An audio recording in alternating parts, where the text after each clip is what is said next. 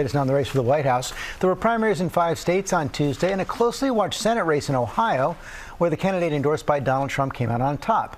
Rachel Scott is tracking it all from Washington. Good morning, Rachel. George, good morning to you. And this was an early test of just how much influence Donald Trump has on races up and down the ballot. And while his candidate did win big in Ohio, there are clear warning signs for the former president heading into November. On the biggest primary day since Super Tuesday, Donald Trump's grip on the GOP base on full display. Thank you.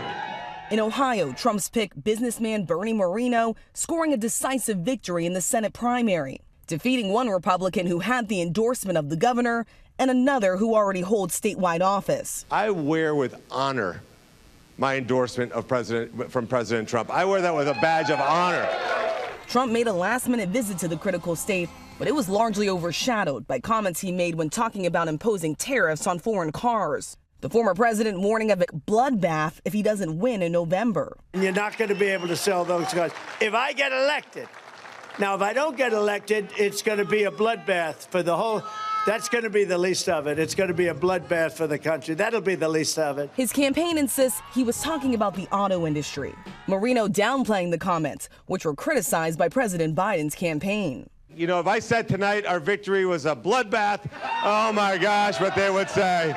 Despite Tuesday's victory, there are clear challenges ahead for Trump. ABC News exit polls finding 22% of Republican primary voters in Ohio say they would be dissatisfied with him as the nominee, and 29% said he would not be fit to serve if convicted of a crime. On the campaign trail, President Biden seizing on Trump's rhetoric, making campaign stops in Nevada and Arizona to court Latino voters. Biden pointing to Trump's comments attacking migrants for, quote, poisoning the blood of America.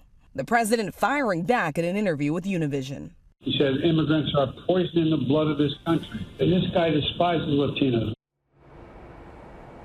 Those visits to both Nevada and Arizona coming as polls show that Biden's support among Latino voters has been slipping.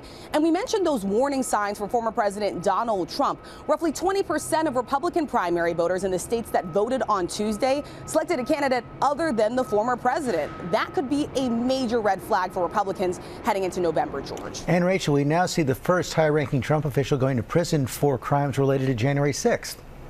Exactly, George. Pierre Navarro is Trump's former trade advisor, and he is the first White House official that served in the Trump administration to go to prison. He was held in contempt of Congress for refusing to comply with the House committee investigating January 6th. He has been sentenced to 4 months in a low-security prison, George. Rachel Scott, thanks.